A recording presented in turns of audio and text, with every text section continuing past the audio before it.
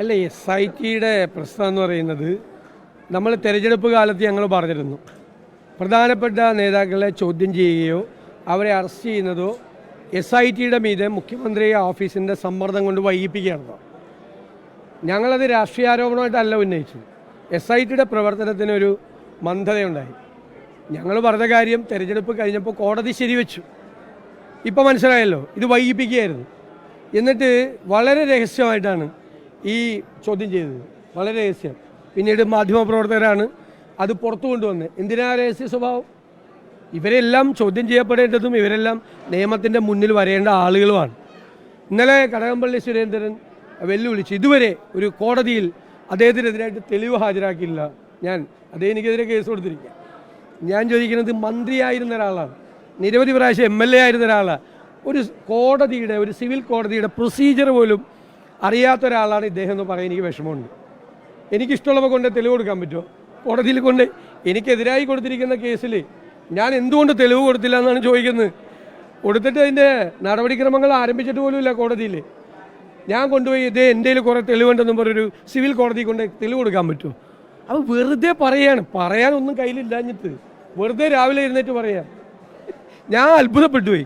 ഒരു മന്ത്രിയായിരുന്ന ഒരാൾ, ഇത്രയും നാൾ MLA ആയിരുന്ന ഒരാൾക്ക് ഒരു സിവിൽ കോടതിയിലെ പ്രൊസീജിയർ പോലും അറിയില്ല എന്ന് പറഞ്ഞാൽ നാണക്കേടാണ്. അത്രേ ഞാൻ പറയുന്നുള്ളൂ.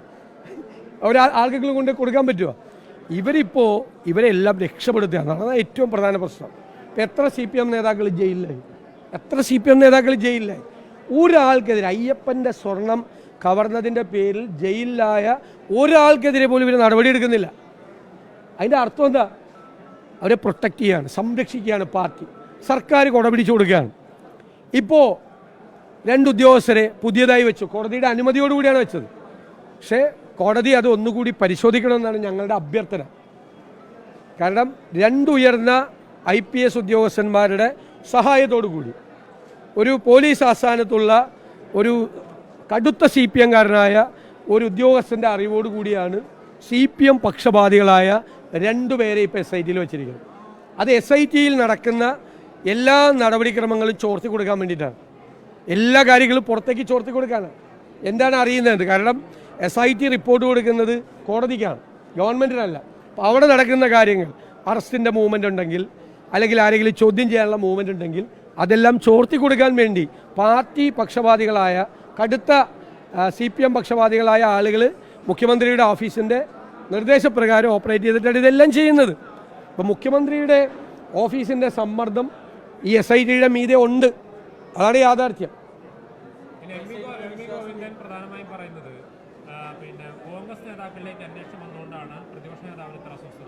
ഏത് കോൺഗ്രസ് നേതാവിൻ്റെ അന്വേഷണം? അടൂർ പ്രകാശൻ എന്താ അന്വേഷിക്കുക? അടൂർ പ്രകാശൻ അന്ന് മന്ത്രിയായിരുന്നോ? ആരാ പറഞ്ഞ അടൂർ പ്രകാശിനെതിരെ അന്വേഷണം ഉണ്ടെന്ന്? കടകംപള്ളി സുരേന്ദ്രനെ ചോദ്യം ചെയ്തത് രഹസ്യമാക്കി വെച്ചു. ഈ അടൂർ പ്രകാശിനെ ചോദ്യം ചെയ്യാൻ പോകണമെന്ന് ആരാ വാർത്ത കൊടുത്ത്? പോലീസ് എന്തെങ്കിലും തെളിവെടുക്കാനോ മൊഴിയെടുക്കാനോ വിളിച്ചാൽ പോകും. അവർക്ക് ആർക്കാ പങ്ക്? പിണറായി വിജയൻ മുഖ്യമന്ത്രിയായിരിക്കുമ്പോൾ, CPM നേതാക്കൾ ദേവസ്വം ബോർഡ് പ്രസിഡന്റും മെമ്പർമാരായിരിക്കുമ്പോൾ അവിടെ നടന്ന സ്വർണ്ണ കവർച്ചയിൽ ഏത് കോൺഗ്രസ്സാണ്? അതൊക്കെ ഒരു ബാലൻസ് ചെയ്യാൻ വേണ്ടിയിട്ട് നോക്കുകയാണ്. സ്വർണം കവർച്ച ചെയ്തത് CPM നേതാക്കളാണ്. അല്ലല്ല, ഞാനത് പറഞ്ഞിട്ടില്ലല്ലോ. ആ വാചകം ഇതുവരെ ഇപ്പോഴും വിശ്വാസം ഉണ്ടെന്നാണ് പറഞ്ഞിരിക്കുന്നത്. പക്ഷെ അവരുടെ മീതെ മുഖ്യമന്ത്രിയുടെ ഓഫീസിൻ്റെ സമ്മർദ്ദമുണ്ട്. അവർ കോടതി നിയമിച്ച ആളുകളാണ്. അവർ സത്യസന്ധമായി അവരുടെ ജോലി ചെയ്യാൻ മുഖ്യമന്ത്രിയുടെ ഓഫീസ് സമ്മതിക്കുന്നില്ല. ഞങ്ങളിത് ആദ്യം മുതലേ പറയുന്ന കാര്യങ്ങളാണ്. ഞങ്ങൾ പറയുന്ന കാര്യങ്ങളെല്ലാം കോടതി ശരിവെച്ചിട്ടുണ്ട്. ഇത് CPM നേതൃത്വത്തിൻ്റെ അറിവോടുകൂടി നടന്ന കൊള്ളയാണ്. അതുകൊണ്ടാണ് ഈ അയ്യപ്പൻ്റെ സ്വർണം കവർന്നതിന് ജയിലിൽ പോയ ആളുകളെ ഇപ്പോഴും MV ഗോവിന്ദനും പിണറായി വിജയനും സംരക്ഷിക്കുന്നത്. കേട്ടുകേൾവിയുണ്ടോ?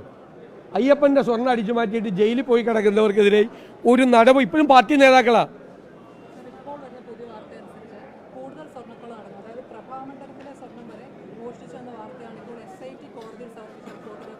ഞാൻ പറഞ്ഞത് കൂടുതൽ വിവരങ്ങൾ പുറത്തു വരികയാണ്. ഞങ്ങൾ പറഞ്ഞൊരു വാചകം ഉണ്ടല്ലോ, 2019 ഈ കൊള്ള നടന്നത് ഇവർക്കെല്ലാം അറിയാമായിരുന്നു, ജനങ്ങൾക്ക് ആർക്കും അറിയില്ലായിരുന്നു.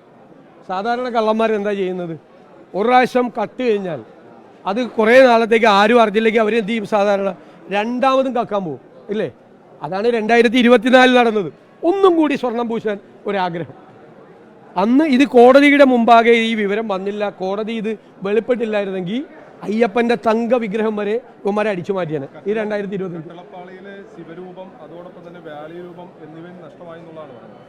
അപ്പോൾ കറക്റ്റ് അല്ലേ? ഞങ്ങൾ പറഞ്ഞത് കറക്റ്റ് അല്ലേ? രണ്ടാമത് 2024 വീണ്ടും കക്ക ഇറങ്ങിയതാണ്. അത് കോടതി അറിഞ്ഞില്ലായിരുന്നെങ്കിൽ ഈ കട്ടളപ്പാളിയിലെ ശിവരൂപം മാത്രമല്ല, അയ്യപ്പന്റെ തങ്ക വിഗ്രഹവും പോയാണ്. കോടതി ഇത് ചെയ്തില്ല. അപ്പോൾ നിരന്തരമായി സീരീസ് ഓഫ് കളവാണ് നടന്നിരിക്കുന്നത്, അല്ലേ? പരമ്പരയാണ്, കളവിൻ്റെ പരമ്പരയാണ് അവിടെ നടന്നത്. അതെല്ലാം ഈ നേതാക്കൾ, ഈ CPM നേതാക്കന്മാരുടെ ആശീസ്സോടുകൂടിയാണ്, അവരുടെ അറിവോടുകൂടിയാണ് നടന്നിരിക്കുന്നത്. ഇനിയും ഒരുപാട് CPM നേതാക്കൾ അതും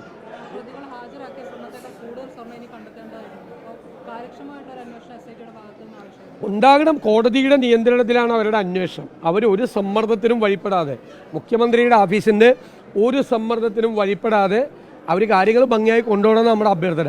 ഞങ്ങൾ ഈ നിമിഷം വരെ അവിശ്വാസമൊന്നും പറഞ്ഞിട്ടില്ല.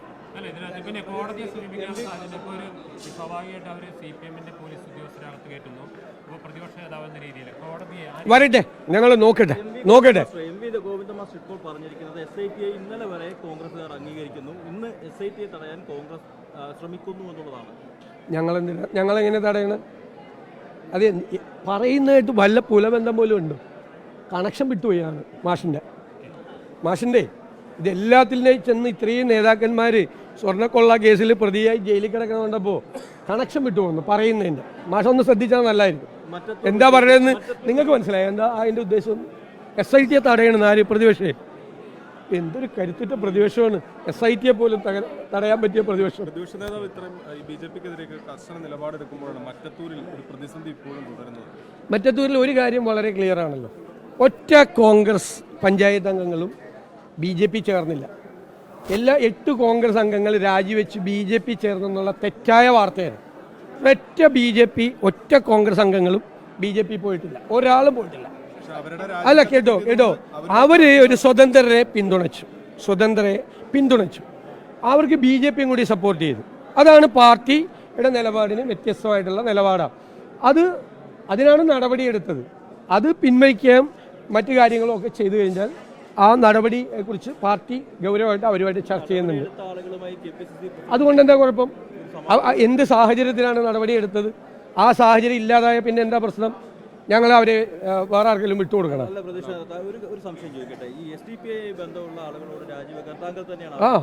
രാജിവെച്ചല്ലോ, എത്രയോ പേര് രാജിവെച്ചു. അല്ലല്ല, അതുകൊണ്ടാണല്ലോ അവർക്കെതിരെ നടപടി എടുത്തത്. ആ ബന്ധം വിച്ഛേദിച്ചാൽ അവരെ നടപടി പിൻവലിക്കും.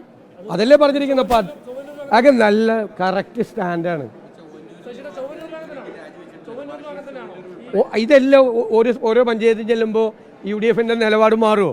കേരളം മുഴുവൻ ഒരു നിലപാടാണ്. എത്ര പേര് SDPIക്കാർ വന്ന് വോട്ട് ചെയ്തതിൻ്റെ പേരിൽ എത്ര പേര് രാജിവെച്ചു? BJP വന്ന് വോട്ട് ചെയ്തതിൻ്റെ പേരിൽ രാജിവെച്ചു. ഇവിടെ ഒരു വിഷയം വന്നു, രാജി അപ്പം വെച്ചില്ല, അതുകൊണ്ട് അവരെ പുറത്താക്കി, അവർക്കെതിരെ നടപടിയെടുത്തു. അത് മാറിക്കഴിഞ്ഞാൽ അത് അവിടുത്തെ നിങ്ങൾക്ക് അറിയാമല്ലോ, അവിടെ ഒരു വാശിയുടെ പ്രശ്നം. കോൺഗ്രസിൻ്റെ ഒരു റിബലിനെ CPM കൊണ്ടുപോയി, അപ്പം ബാക്കി വന്ന ഒരു റിബലിനെ ഇവർ പിന്തുണച്ചു. അതാണ് അവിടെ നടന്നത്. ആ വാശിയാണ്, പ്രാദേശികമായ വാശിയാണ്. അവർക്ക് വന്ന് BJP വോട്ട് ചെയ്തപ്പോൾ UDF നിലപാടിന് വിരുദ്ധമാണ്.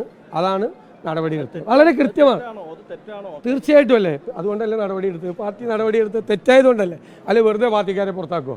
പക്ഷെ അവർ BJP പോയി എന്നൊക്കെ മുഖ്യമന്ത്രിയുടെ ആഗ്രഹം പറഞ്ഞു. മുഖ്യമന്ത്രി ഇപ്പോൾ ഈയിടെയിട്ട് കാള പെട്ടെന്ന് കേൾക്കുമ്പോൾ അപ്പം തന്നെ കയറെടുക്കുന്നുണ്ട്. അത് കർണാടക സംഭവത്തിലും പുള്ളി കയറെടുത്തു, ഈ മറ്റത്തൂർ സംഭവത്തിൽ കയറെടുത്തു. മുഖ്യമന്ത്രി ആയിരിക്കുന്ന ഒരാൾ കാള പെട്ടെന്ന് കേട്ട് കയറെടുക്കരുത്.